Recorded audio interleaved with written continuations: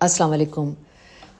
मज़ामीन का मौजू बच्चों के लिए मुश्किल है, तो इस वीडियो में मैंने 5 मज़ामीन के मौजू लिए हैं और उनके साथ ही उसका आगाज़ कैसे करना है और उसमें हम किस तरह की वोकैबलरी इस्तेमाल कर सकते हैं, और फिर कोशिश की है मैंने कि कुछ मुहावरात भी हर मौजू से जो रिलेटेड हैं वो इसमें शामिल करूं, ताकि बच्चों को जो है मज़मून के मौज़ूआत और उनको किस तरह से थोड़ा बहुत तरीका जो है मेरी कोशिश है कि उनको समझ में आ जाए।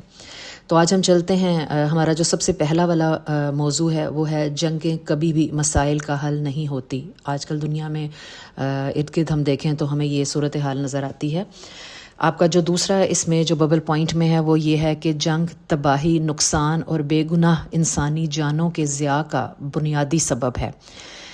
आपने इस पॉइंट के अंदर दिए गए हर लफ्ज़ के मतलब को समझने की कोशिश करनी है। कोई ऐसा लफ्ज़ जो आपको समझ में नहीं आ रहा उसके ऊपर 1 मिनट के लिए उंगली रख लें और समझने की कोशिश करें। अगर फिर भी समझ में ना आए तो जितना भी आप मुमकिन है आप समझने की कोशिश कर सकते हैं, उसको समझें। तो पहला मौजू है, पहला तो क्लियर मेन मौजू यही है कि जंगें कभी भी मसाइल को हल नहीं कर सकती या उनका हल नहीं होता। उसमें पहला बबल पॉइंट है कि जंग जो है उससे तबाही, नुकसान और बेगुनाह जो जाने हैं और लोग हैं उनके ज़िया का यानी ज़ाया होने का बुनियादी रीज़न है, सबब इज़ रीज़न।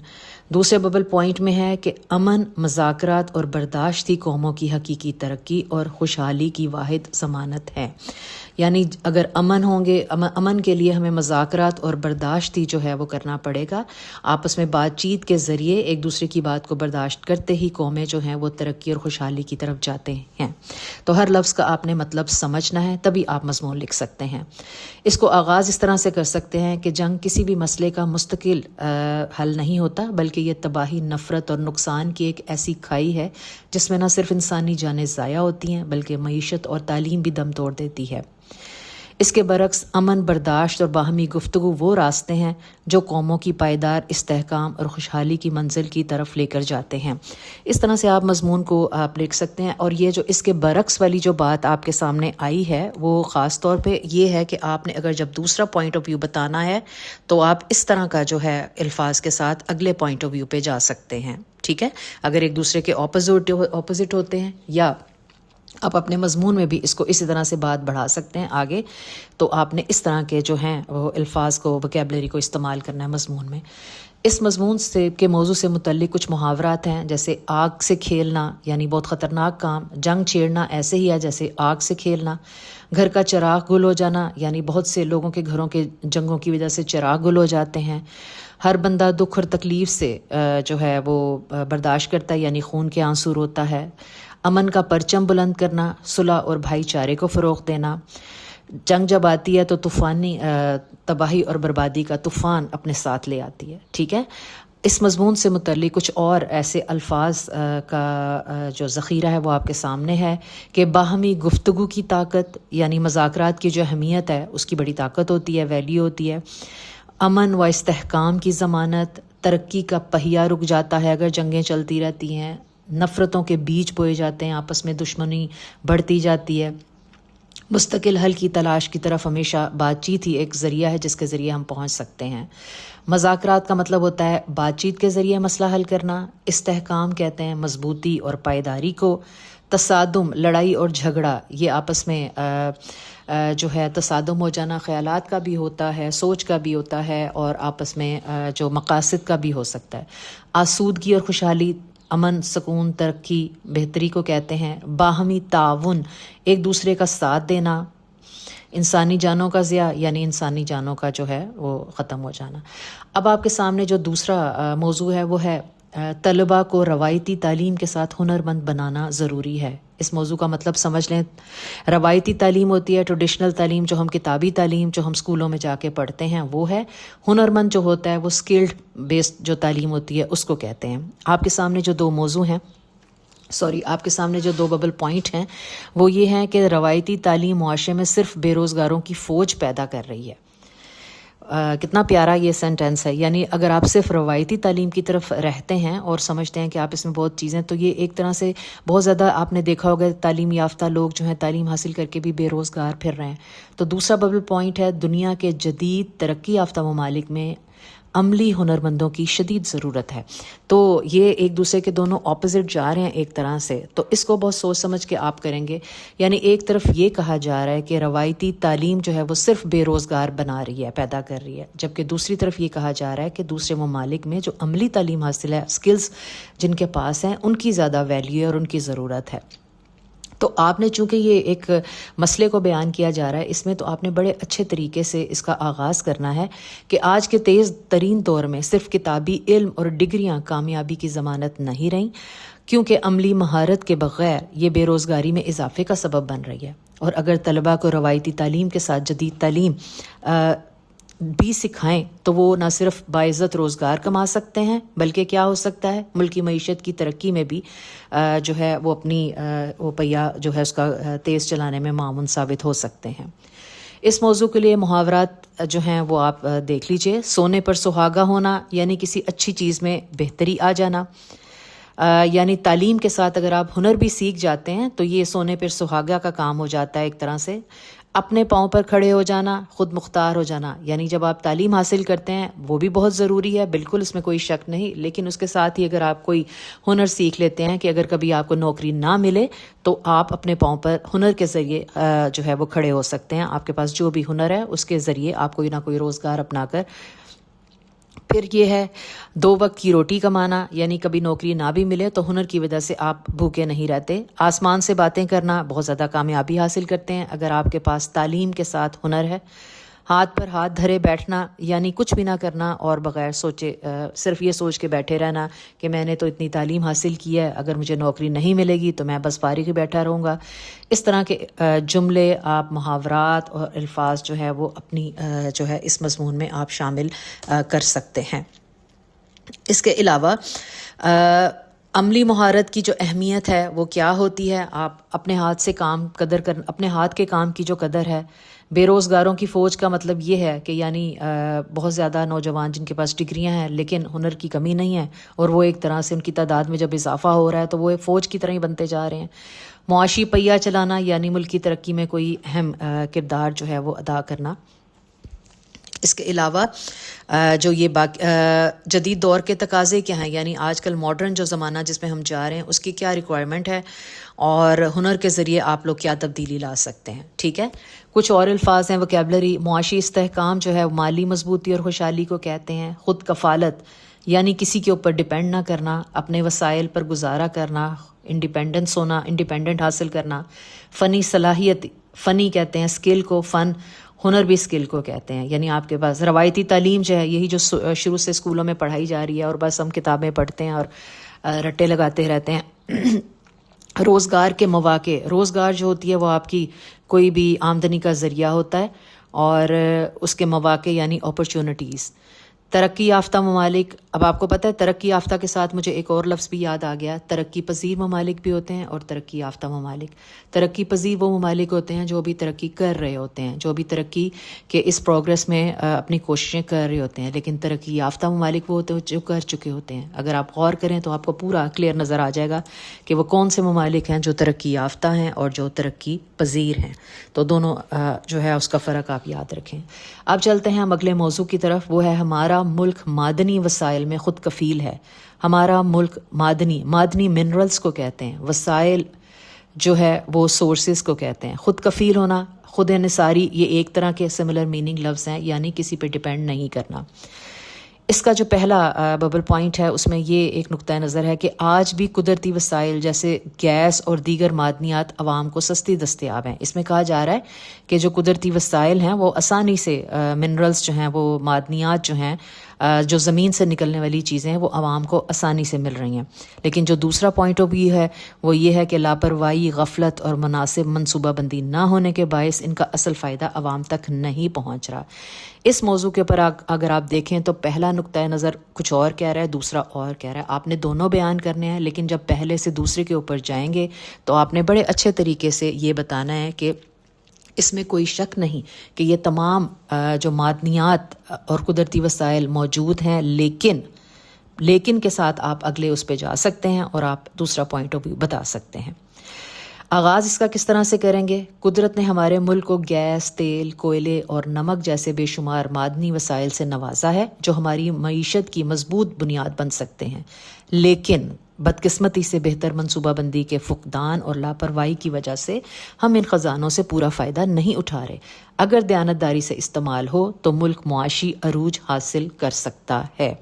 تو اس طریقے سے آپ اپنے یہ جو ہے دونوں پوائنٹ آف ویو یہاں پر اس لیے بتائے ہیں تاکہ آپ کو پتا ہو کہ آپ نے کس طرح سے ایک پوائنٹ آف ویو سے دوسرے پہ جانا ہے، آغاز کیسے کر سکتے ہیں اور بیچ میں آپ کس طرح سے۔ کچھ محاورات ہیں اسی موضوع سے ریلیٹڈ۔ سونے کی چڑیا ہونا، اونٹ یعنی بہت زیادہ جو ہے وہ دولت مند اور وسائل کا مالک ہونا ہوتا ہے، سونے کی چڑیا ہونا، جیسے عرب کو سونے کی چڑیا کہا جاتا ہے۔ اونٹ کے منہ میں زیرہ ہونا یعنی ضرورت کے مقابلے میں انتہائی کم ہونا، یعنی ضرورت زیادہ ہونا اور اس کا جو ہے موجود اس کا آپ کے پاس کم ہونا ہے وسائل کا۔ پھر ہاتھ سے نکل جانا یعنی قابو سے باہر ہو جانا۔ آنکھیں کھل جانا یعنی جب آپ کو حقیقت کا پتہ چلتا ہے۔ مثال اگر میں دوں، جیسے کل پیپر ہے اور اس وقت آپ سب کی آنکھیں جیسے کھل گئی ہیں کہ ہمارا پاس وقت کم ہے اور تیاری زیادہ کرنی ہے۔ اگلا ہے اپنے پاؤں پر کھڑا ہونا یعنی معاشی طور پر خود کفیل ہونا، مضبوط ہونا۔ خود کفیل اور مضبوط ہم لوگ پہلے بھی یہ پیچھے کر چکے ہیں۔ خود انحصاری، خود کفیل ہونا، کسی پہ انحصار نہ کرنا۔ اس مضمون کے لیے یا کسی بھی آپ کوئی سا بھی جو ہے جملہ، لفظ، محاورہ کسی بھی جگہ اگر وہ صحیح وہاں پہ جو ہے فٹ ہو رہا ہے، اس کے مناسب لگ رہا ہے تو آپ اس کو استعمال کر سکتے ہیں۔ قدرت کے انمول خزانے معدنیات کے لیے بہترین ہے۔ معیشت کی مضبوط بنیاد، جامع منصوبہ بندی یعنی بہت ہی اچھی پلاننگ کرنا، پرفیکٹ قسم کی جو ہے پلاننگ نہیں ہے اس لیے یہ حالات ہیں۔ وسائل کا دیانت دارانہ استعمال یعنی جو بھی سورسز ہیں ان کو ایمانداری سے نہ خرچ بھی نہیں کیا جا رہا۔ جیسے اس کے اوپر تو آپ بہت کچھ لکھ سکتے ہیں۔ ہمارے ملک میں بجلی اور گیس کے جو بھی حالات ہیں آپ بہت اچھے طریقے سے جانتے ہیں اور لکھ سکتے ہیں۔ عوامی محرومیوں کا خاتمہ یعنی لوگوں کو کتنے پرابلمس ہیں۔ یہ کچھ اور الفاظ ہیں جو یہیں پر استعمال ہوئے ہیں، ان کو علیحدہ مطلب کے ساتھ یہاں پہ بتایا ہوا ہے۔ لاپرواہی، غفلت یعنی توجہ نہ دینا، منصوبہ بندی پلاننگ کو کہتے ہیں۔ معدنی وسائل جو ہیں وہ نیچے زمین کے نیچے سے نکالے جانے والے جو منرلز ہوتی ہیں، قدرتی خزانے ہوتے ہیں۔ وسائل کا مؤثر استعمال یعنی جو بھی سورسز ہیں ان کو کس طرح سے بہترین طریقے سے استعمال کرنا۔ توانائی کے ذرائع، توانائی کے جتنے ذرائع ہیں وہ گیس، بجلی، تیل، یہ سب اس میں آتا ہے، یہ آپ نے یاد رکھنا ہے، ٹھیک ہے۔ توانائی انرجی کو کہتے ہیں اور اس کے کون سے ذریعے ہیں؟ گیس، بجلی، تیل۔ عوامی فلاح یعنی لوگوں کی بھلائی کے لیے کیا کیا جا سکتا ہے۔ اور اب ہم آخری جو ہے اپنے اس ویڈیو کے موضوع کی طرف مضمون کے جا رہے ہیں۔ مضمون کا آخری موضوع ہے سوشل میڈیا کے ذریعے شہرت اور اس کے اثرات، یعنی سوشل میڈیا کے ذریعے، سوشل میڈیا سے ہم جو بھی جو فیمس ہوتے ہیں تو اس کے کیا اثرات ہوتے ہیں۔ اس میں بھی ظاہر ہے 2 پوائنٹ آف ویو ہوں گے۔ پہلا ہے وقتی شہرت زندگی میں ہمیشہ آسانی اور خوشی نہیں لاتی، اور دوسرا ہے منفی شہرت یا سکینڈلز انسان کی عزت، سکون اور مستقبل کو شدید نقصان پہنچاتے ہیں۔ دونوں ایک دوسرے کے اپوزٹ ہیں، اپوزٹ نہیں بھی ہیں، لیکن آپ اس کو اس طرح سے کر سکتے ہیں، یہ دونوں ایک دوسرے کے نیگیٹو ہی جا رہے ہیں سوشل میڈیا کے اثرات میں۔ تو آپ کا پیپر میں جب بھی جو بھی موضوع آئے گا آپ نے غور سے یہ دیکھنا ہے مین ٹاپک کیا ہے، اس کا مطلب کیا ہے، جو دونوں پوائنٹ آف ویو بتائے ہوئے ہیں وہ ان کا اس میں اس کو اچھی طرح پڑھنا ہے اور سمجھنا ہے، اس کا کیا مطلب بنتا ہے۔ پھر یہ دیکھنا ہے کہ وہ ایک جیسے ہیں یا دونوں ایک ہی چیز کو یس کر رہے ہیں یا دونوں اپوزٹ ہیں۔ جیسے یہ سوشل میڈیا والا جو ہے، اس میں اگر ہم اس کے آغاز کی طرف جائیں تو آج کے جدید ڈیجیٹل دور میں سوشل میڈیا شہرت حاصل کرنے کا سب سے آسان اور تیز ترین ذریعہ بن چکا ہے، جہاں لوگ راتوں رات مشہور ہو جاتے ہیں۔ تاہم ہر شہرت فائدہ مند نہیں ہوتی۔ منفی اور وقتی شہرت انسان کے ذہن سے سکون، عزت اور مستقبل کو تاریک بھی کر سکتی ہے۔ اصل کامیابی وہ ہے جو مثبت کردار سے حاصل ہو۔ ہمارے سوشل میڈیا پہ جو کچھ بھی چل رہا ہے اس سے آپ کو اندازہ ہو جائے گا کہ اس میں بات میں کتنی آپ آسانی سے اس موضوع پہ بہت کچھ لکھ سکتے ہیں، صرف تھوڑا غور کرنے کی ضرورت ہے۔ اس کے لیے جو محاورات استعمال ہو سکتے ہیں، نام کمانا یعنی لوگ نام کمانے کے لیے، شہرت حاصل کرنے کے لیے سوشل میڈیا کا سہارا لیتے ہیں۔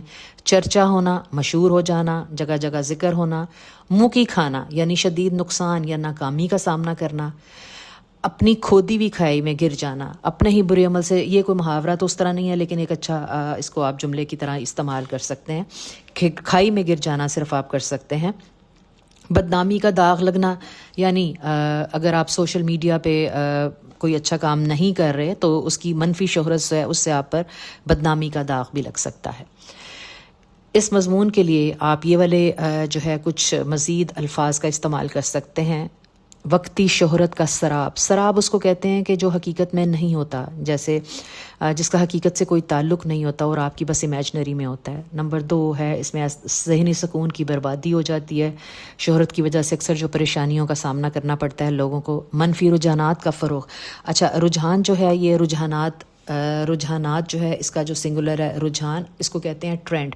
جتنے بھی نیگیٹو ٹرینڈز جو ہیں معاشرے میں چل رہے ہیں ان کا پھیل جانا۔ پھر ہے عزت کا یعنی آپ کی عزت کے اوپر بھی بات چیت ہو جاتی ہے، برا لوگ آپ کی عزت خراب ہو جاتی ہے۔ سوشل میڈیا جو ہے آخر میں یہ بہت ہی اچھا اس کا ایک جملہ ہے، اس کو اینڈ اس طرح سے اپنی رائے میں آپ استعمال کر سکتے ہیں کہ سوشل میڈیا ایک دو دھاری تلوار کے ہیں، یا اس کے دو روپ ہیں، اس کے فائدے بھی ہیں اور اس کے نقصانات بھی ہیں، تو ہمیں سوچ سمجھ کر سوشل میڈیا جو ہے اس کو استعمال کرنا چاہیے۔ یہ ووکیبلری ہے اسی سے ریلیٹڈ: عزت و تکریم، معاشرے میں اچھا مقام، جدید دور، وقتی شہرت، منفی شہرت، مثبت کردار، یہ جو بھی ابھی ہم نے سارے کیے تھے یہ اس میں یہ سب آ رہے ہیں، اور آپ بھی اس کو مثبت جو ہے وہ پازیٹیو کو کہتے ہیں، نیگیٹو منفی کو کہتے ہیں۔ مثبت کردار، پازیٹیو کیریکٹر، منفی شہرت، نیگیٹو جو ہے وہ آپ کی شہرت ہوتی ہے یا کیریکٹر ہوتا ہے، ٹھیک ہے۔ اور ذہنی دباؤ، ڈپریشن وغیرہ بھی ہم اس میں لکھ سکتے ہیں۔ ایک اور موضوع ہے آلودگی سمندری حیات کے لیے سب سے بڑا خطرہ ہے۔ سب سے پہلے آپ اس کے موضوع کو سمجھنا ہے، آلودگی کیا ہوتی ہے، سمندری حیات کیا ہوتی ہے، اور پھر کس طرح یہ خطرہ ہے۔ آلودگی پولوشن کو کہتے ہیں، سمندر سے ہے، حیات لائف کو کہتے ہیں، یعنی جو پانی کی آبی حیات ہے، جو سمندر کی جو زندگی ہے، اس کے لیے پولوشن سب سے بڑا خطرہ ہے، یعنی آبی آلودگی جو ہے وہ سمندری جو زندگی ہے ان کے لیے بہت بڑا خطرہ ہے۔ اس کے لیے بھی دو جو نقطۂ نظر ہیں یا جو ببل پوائنٹ میں بتائے ہوئے ہیں: صنعتی فضلہ، گندا تیل اور تیزاب ملے پانی نے سمندری حیات کی افزائش کو بہت خطرے میں ڈال دیا ہے۔ صنعتی فضلہ، صنعتی جو ہے وہ صنعت سے ہے، یعنی انڈسٹری کا جتنا بھی ویسٹ میٹیریل ہے، گندا آئل، خراب تیل اور تیزاب جو ایسڈ ملے پانی، یہ سب چیزیں اگر آپ دیکھیں کہ ہمیں سمندری پانی میں نظر آتی ہیں، ٹھیک ہے، تو ان کی وجہ سے انہوں نے آبی حیات کو جو ہے اور افزائش ان کی گروتھ کو بہت زیادہ خطرے میں ڈالا ہوا ہے۔ دوسرا پوائنٹ آف ویو ہے کہ حد سے زیادہ شکار کی وجہ سے مچھلیاں اور دیگر، یعنی یہ دونوں ہی اس میں نقصانات بتائے جا رہے ہیں۔ ایک تو یہ ہے کہ انڈسٹری کا ویسٹ میٹیریل، آئل اور جو اس طرح کی چیزیں پانی میں شامل ہوتی ہیں اس کی وجہ سے آبی حیات کی افزائش کو خطرہ ہے، اور دوسرا جو ہے زیادہ شکار ہونے کی وجہ سے بھی جو ہے وہ خطرہ ہو رہا ہے، ٹھیک ہے۔ تو یہ دونوں جو ہیں آپ کے پوائنٹ آف ویو ہیں، ان کے دونوں کے اوپر آپ نے لکھنا ہے۔ مضمون کا جیسے میں نے پہلے بھی بتایا تھا آپ کو کہ آپ نے نکات اور لینگویج کے نمبر جو ہے ان کا خیال رکھنا ہے۔ نکات میں آپ کے جو ہیں وہ 10 نمبر، کانٹینٹ کے 10 نمبر ہیں، اور لینگویج کے جو ہیں وہ بھی 10 نمبر ہیں۔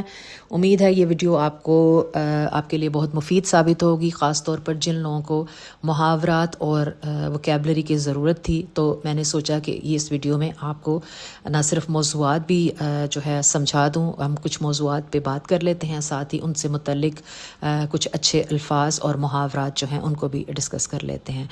اب کوئی سوال ہو تو اس ویڈیو میں ضرور بتائیے گا۔ بہت شکریہ، اللہ حافظ۔